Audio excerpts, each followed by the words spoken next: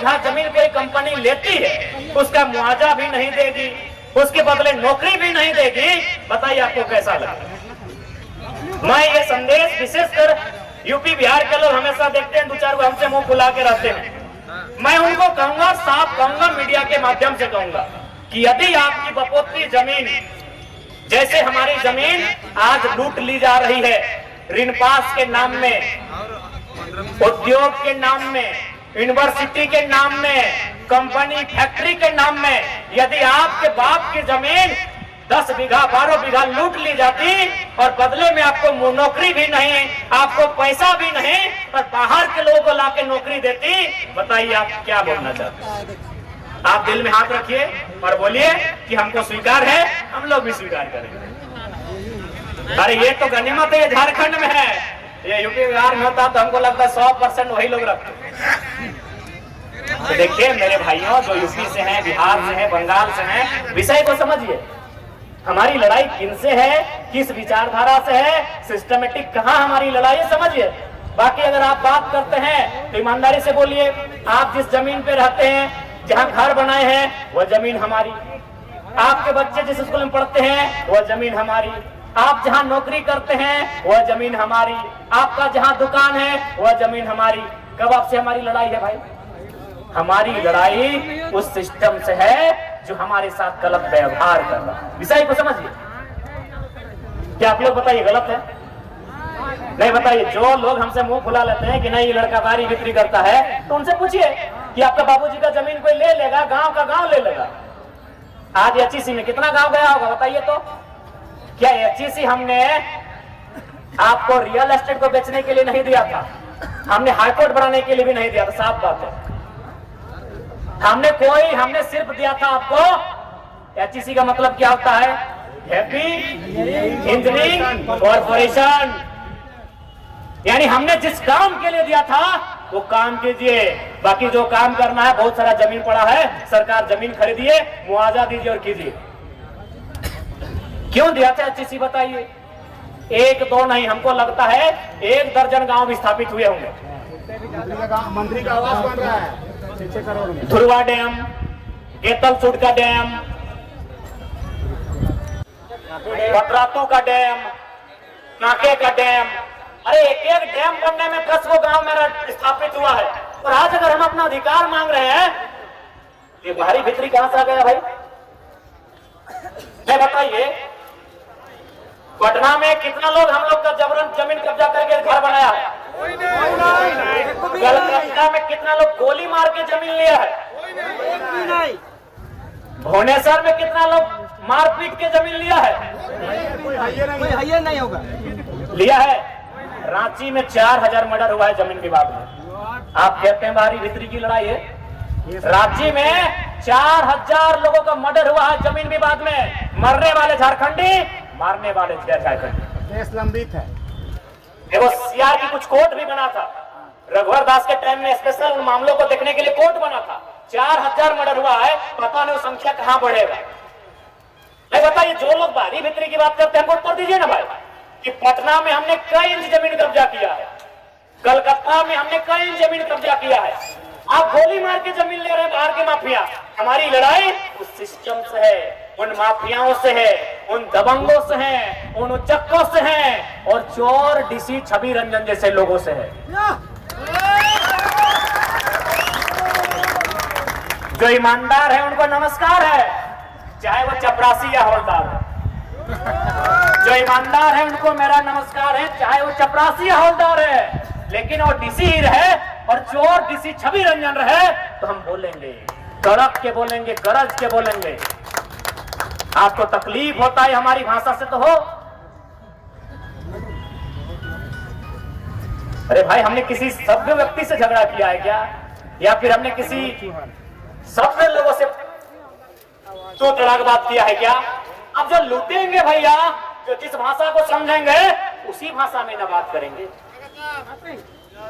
हम लोग श्रीमान भी जानते हैं, मान्यवर भी समझते हैं, महाशय महोदय मानगर भी समझते हैं, श्राद्ध है, क्रम श्राद्ध है, सब समझते हैं। ये आप पे डिपेंड करता है कि आप हमारे किस मूड से परिचित होना चाहते हैं।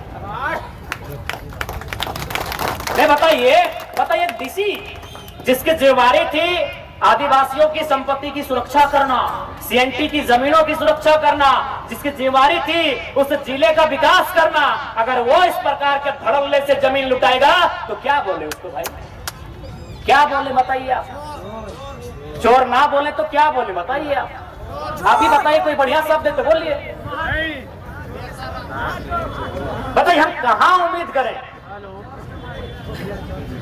इसलिए आज हम लोग स्पष्ट कहना चाहेंगे कि हमारी लड़ाई एक ऐसी सिस्टम के खिलाफ है तो झारखंड को लगातार लूट रही है, हमारी नौकरियों को लूट रहे हैं, हमारी जमीनों को लूट रहे हैं, हमारे नदी नालों को भी लूट रहे हैं। उस सिस्टम के खिलाफ हमारी लड़ाई है।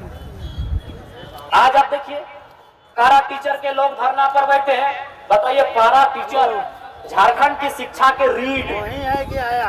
आज झारखंड में शिक्षा की रीढ़ कौन है? पारा टीचर। क्योंकि हर एक सरकारी स्कूल में चक्कर काटिए, शिक्षकों की भारी कमी है। अगर मोर्चा किसी ने संभाला है तो पारा टीचर ने संभाला है। आज इस राज्य में प्रोफेसर की बात कीजिए, गैर झारखंडी 95% गैर झारखंडी, सैलरी 1.5 लाख, 2.5 लाख, 3 लाख। पीजीटी शिक्षक की बात कीजिए, ओपन कोटा में 90% गैर झारखंडी। प्राइमरी टीचर की बात कीजिए, ओपन कोटा में 90% गैर झारखंडी। अरे पारा टीचर में झारखंडी लोग हैं, कम से कम उसको तो समस्या का समाधान कर दीजिए। और हम स्पष्ट कहेंगे अगर हम लोग गवर्नमेंट में आते हैं तो पारा शिक्षकों को भीख मांगने की आवश्यकता नहीं है, उनका अधिकार बनता है। 24 साल झारखंड की शिक्षा की रीढ़ बने हैं। आज हमारे पास लगभग 10 के आसपास विश्वविद्यालय है।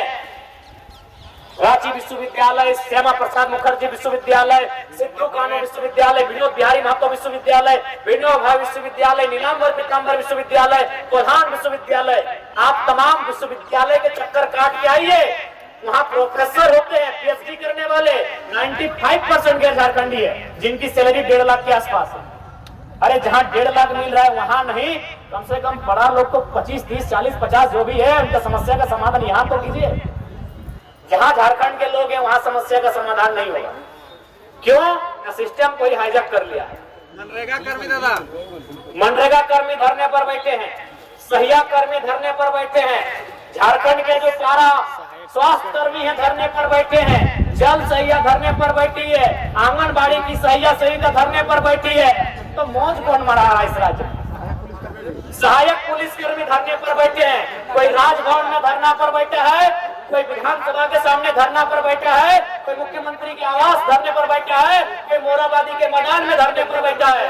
तो सवाल ये है कि सब लोग धरने में बैठे हैं तो इस राज्य की खनिज संपदाओं को लूट लूट के मौज कौन कर रहा है? बताइए, ये स्थिति तो नहीं होनी चाहिए थी। कमी कहां रही?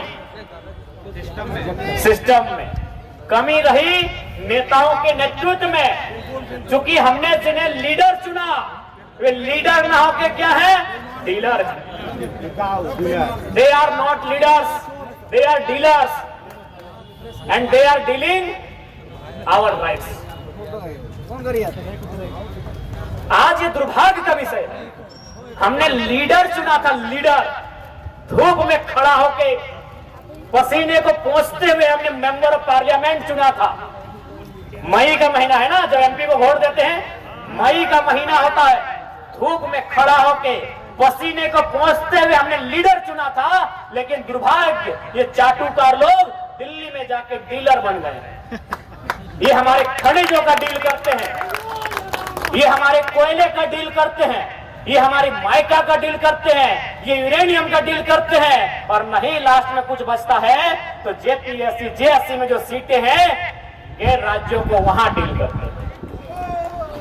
इसलिए आज झारखंड को डीलर की नहीं लीडर की आवश्यकता है। सवाल बनता है कि लीडर कैसा होना चाहिए। नहीं है तो हम लोग भाई बने नहीं है। सवाल बनता है कि लीडर कैसा होना चाहिए। ऐसे झारखंड की मिट्टी में बढ़िया लीडर बहुत सारे आते हैं, लेकिन मैं एक लीडर का नाम सबसे पहले लेता हूं, शहीद Sunil Mahato, member of parliament. Member of parliament MP शायद फ्यूचर में मुख्यमंत्री बनते, क्योंकि उस समय गुरुजी जेल जा चुके थे। कोई मामला था उनका 1975 वाला मामला, हालांकि अभी बरी है, अच्छा शुभकामनाएं हैं, वे व्यवस्था में अच्छे से रहें, जीवन यापन करें। जीरोडी मामला था गुरुजी का, यानी उस समय पार्टी के सबसे बड़े चेहरे कौन थे? सुनील महतो। यूपीए के कोटा से केंद्र में मंत्री कौन बनते?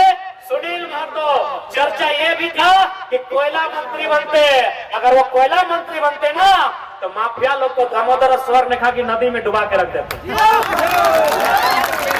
क्योंकि वो नेता ही अलग है, वो नेता ही अलग था।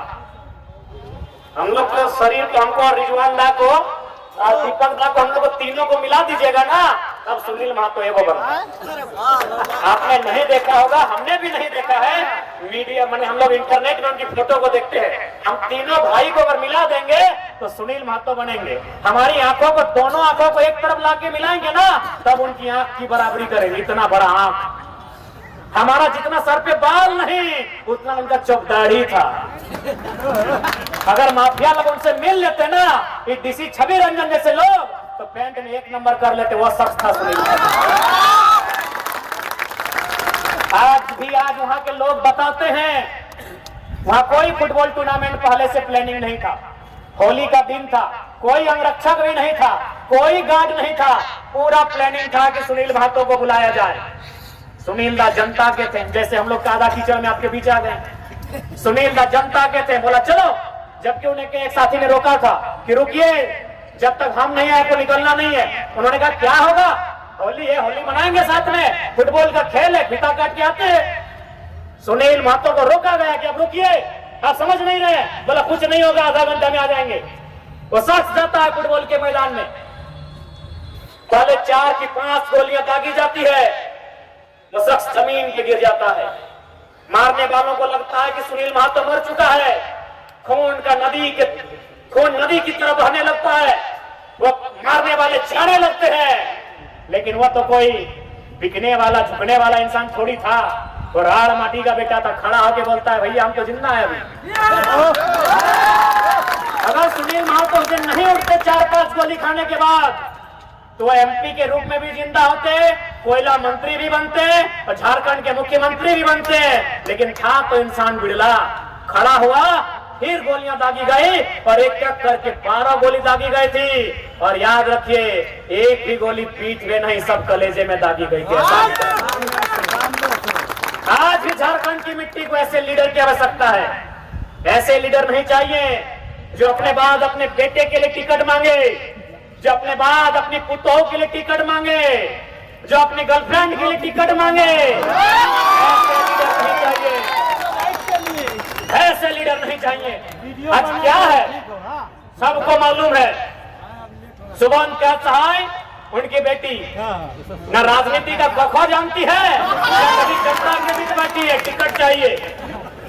हमारे रांची के पूर्व सांसद चांद जी, उनको भी बेटे के लिए टिकट चाहिए। संजय सेठ हरियाणा के व्यापारी को झारखंड से टिकट चाहिए। समरी लाल दीदी ठीक बोली कि मदन लाल के बाद, भजन लाल के बाद शर्मा, वर्मा, उरांव, मुंडा, महतो कुछ ना कुछ होता है। ये लाल जी तो पूरा घपला करके बैठे हैं। राजस्थान का आदमी को टिकट चाहिए।